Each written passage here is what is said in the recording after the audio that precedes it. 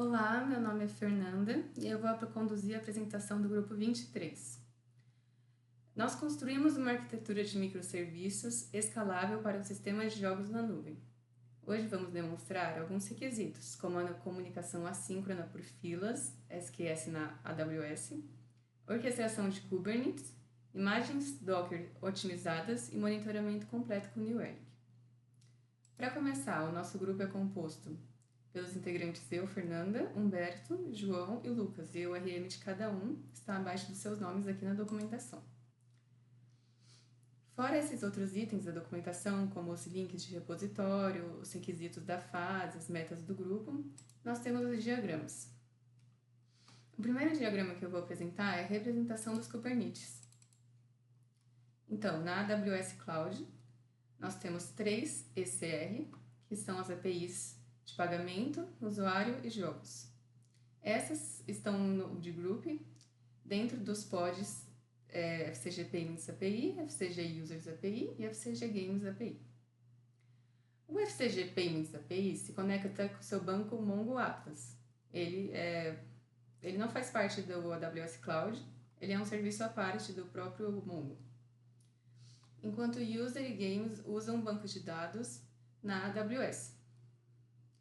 Porém, também o de Games usa Elastic Cloud para os dados de jogos. E também tem um outro desenho. Então, quando o usuário faz o pagamento de um jogo, esse jogo ele deve ser adicionado na biblioteca de usuário. A biblioteca de usuário faz parte da API de user, do outro microserviço. E, ao mesmo tempo, também deve aumentar a popularidade do jogo na API de games. Então, ao ocorrer o pagamento, Payment API lança 2 itens na fila. Um na fila User Game Library Added Queue e outro na Game Popularity Increased Queue. Outras requisições, como essas que estão no diagrama, como Get, User Library e Get API Game Game ID, essas são feitas por HTTP mesmo. Mas aqui a API de pagamentos publica mensagens e a API de usuário e a API de game consome essas mensagens. Para o nosso projeto, nós criamos alguns serviços na AWS. Como vocês podem ver, o meu lab da AWS já está iniciado. Para começar, nós temos os ECRs. Aqui temos a API de usuários, a API de pagamentos, a API de jogos e essa ASP.NET New Relic Runtime, que é um repositório com uma imagem Docker personalizada de ASP.NET mais New Relic. Mas isso eu vou apresentar mais para frente. Nós temos 2 bancos de dados, FCG User Database e FCG Game Database. Um se conecta com a API de usuários e outro com a API de jogos. Também criamos no Amazon SQS 3 filas. Uma para aumentar a popularidade de jogos, Game Popularity Increased Queue, Game Test Queue e User Game Library Added Queue, para acrescentar jogos na biblioteca de um usuário. No momento, como nós podemos ver, existem 0 mensagens disponíveis. No Kubernetes Service, nós também criamos um cluster chamado FCG API. Dentro deles, nós temos o nosso Node Group, FCG Node Group. Agora eu também vou apresentar a demonstração para vocês do deploy desses Kubernetes, das APIs no caso.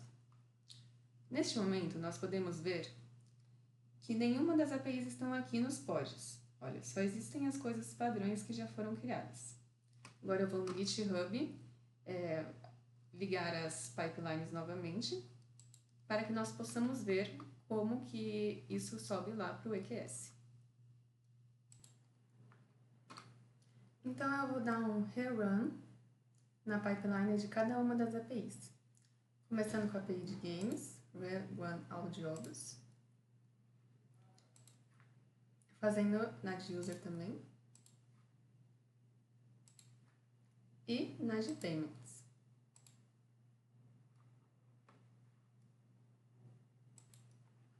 Bom, agora que as pipelines terminaram de rodar, nós podemos ver que cada uma delas conseguiu fazer a deploy para produção. pagamentos, usuários e jogos. Aqui no pod, atualizando, nós vemos que nós já temos as APIs aqui, FCG Games API, pagamentos e usuários há poucos segundos, então acabou de subir. E no ECR, nós também temos a nova imagem latest, que subiu agora mesmo, ó. Vocês podem ver os minutos.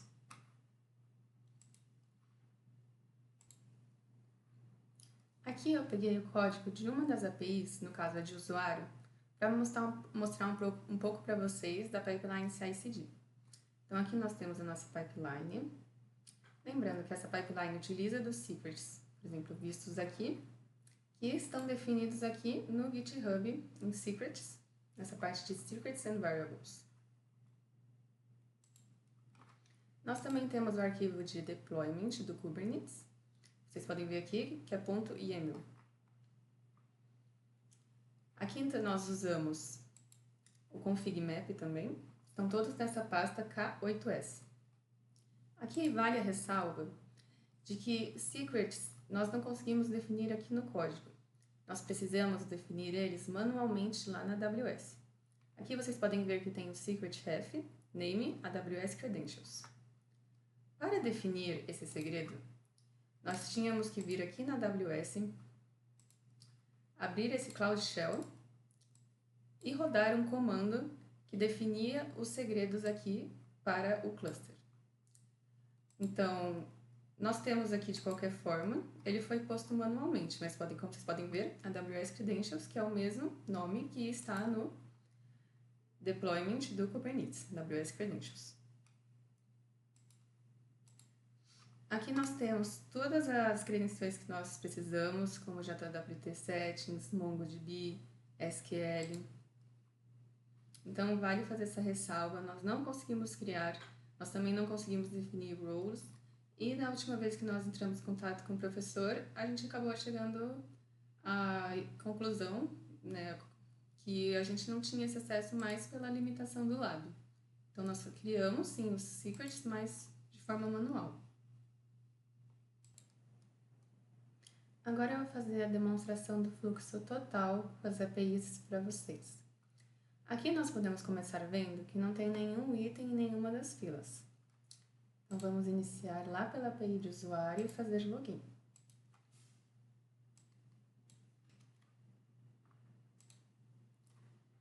Já obtemos nosso token.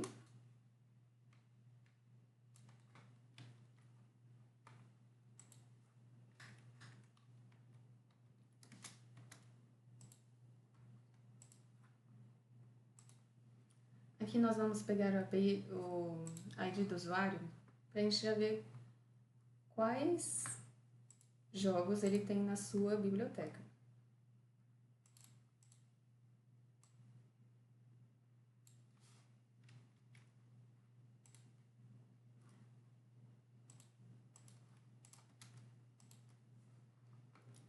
Este usuário, no caso, tem 3 jogos na biblioteca. Agora vamos lá para a API de games.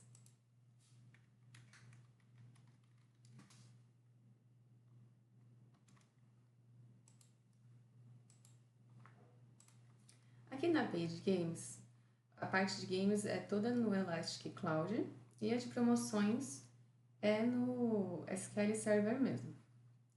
Então, nós temos o get normal de jogos e temos os get de jogos por popularidade, ou seja, ordenado pelo atributo popularity. Aqui nós podemos ver que os mais populares são GTA V, Red Dead Redemption 2 e Minecraft, pois eles possuem popularidade 1.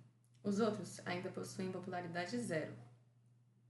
Vamos simular agora que o nosso usuário, por algum motivo, quer comprar novamente o GTA V.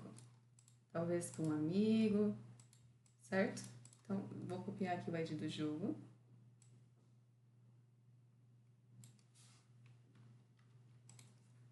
E vamos aqui para a API de pagamentos. Nós vamos fazer a autenticação lá com o token que nós conseguimos na API de usuários. Então, vamos criar um carrinho com o Game ID do GTA. Isso mesmo. Então, o item foi adicionado com sucesso, criamos o carrinho. Vamos fazer o checkout. O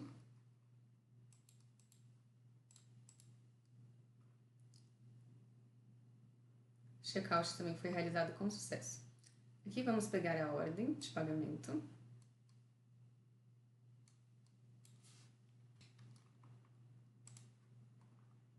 E vamos fazer o pagamento. Antes, na verdade, de fazer o pagamento, vamos parar um dos nossos pods, no caso. Vamos parar o pod de games, para nós podermos exemplificar como as mensagens ficam guardadas quando uma API cai. Então, aqui eu vou deletar o deploy da API de games. Certo, deletado, né? Aqui nós podemos ver que não está mais aqui entre os pods disponíveis. A fila continua zero. Então, vamos lá fazer este pagamento. Perfeito. Pagamento feito. Vamos ver o que aconteceu aqui nas filas. A fila que a API de usuários consome não tem nenhum item, porque já foi consumido. Enquanto a de games, porque ela parou, ainda tem um item aqui. Vamos lá de novo na API de jogos e vamos reexecutar esse código para ver que será inserido.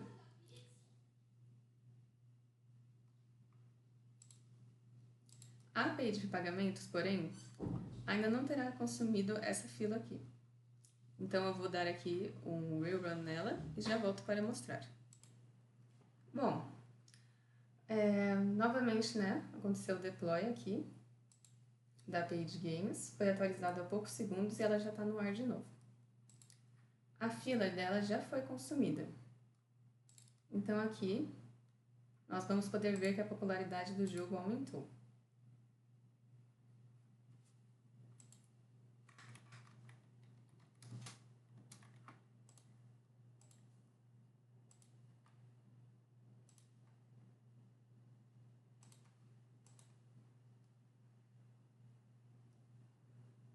Então, aumentou de 1 para 2. Assim, nós podemos ver que mesmo com o serviço fora do ar, mensagens ficam seguras na fila e são processadas automaticamente quando o serviço volta. Agora eu vou demonstrar a parte do HPA da API de usuários. Aqui nós temos o arquivo Users API HPA. Basicamente, quando atinge 80% da CPU, que aqui é definida como 1000, ou seja, quando chega a 80, cria outro pod da API de usuários. Eu vou executar aqui um teste de estresse no K6 para a gente poder observar isso. Então, aqui vai estar executando. Quando terminar a execução, eu mostro. Bom, então rodou o teste de estresse. E aqui nós podemos ver que existe uma API de usuários pendente, uma em execução e outra pendente. Assim, né, nós garantimos que haja uma escalabilidade do serviço. Eu também vou apresentar como que nós melhoramos a nossa imagem Docker. Bom, antigamente, nós tínhamos a imagem as configurações do New Relic no nosso Dockerfile de cada uma das APIs. Então, o que nós fizemos foi criar um repositório FCG Services que fizesse todas as configurações necessárias do New Relic. E na API que ele for usado, basicamente nós usamos a imagem que ele está publicado lá no ECR. Então, aqui nós podemos ver no ECR, a imagem dele é justamente essa aqui que eu ia mostrar. Contando com esse repositório que sobe essa imagem de ASP.NET mais New Relic para o ECR, ele também tem a sua própria pipeline funcional. E o nosso monitoramento, usando o New Relic, nós temos as entidades, né, que é as APIs de cada um. Temos também os traces. Então, podemos ver aqui as coisas que foram, quer dizer, as requisições que foram enviadas. Também podemos ver os logs. Podemos ver os logs aqui, de cada um. Opa, peraí. Tinha clicado no lugar errado. Mas aqui nós podemos ver né, todas as aquisições, nós temos todas as informações necessárias que nós vamos precisar. Bom, eu apenas gostaria de fazer um adendo, porque como da outra vez, né, eu fui exemplificar a fila usando o mesmo jogo, não deu para mostrar muito bem inserindo na biblioteca de usuário. Então, eu peguei esse jogo Hollow Knight, esse aqui já é o ID dele, vou criar novamente um carrinho. Farei o checkout desse carrinho. Copiar a ordem de pagamento aqui.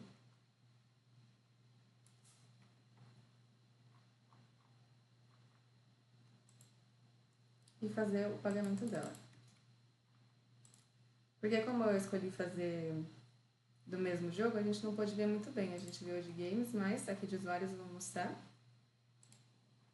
Então aqui, para a gente poder ver melhor, né, vou executar novamente para pegar a biblioteca do usuário. Enquanto faz a aquisição, vou só pausar. Tive que pausar porque o vídeo já está meio longo, mas aqui nós podemos ver que foi inserido com sucesso. Então, esse é basicamente o nosso trabalho. Eu agradeço muito pela atenção.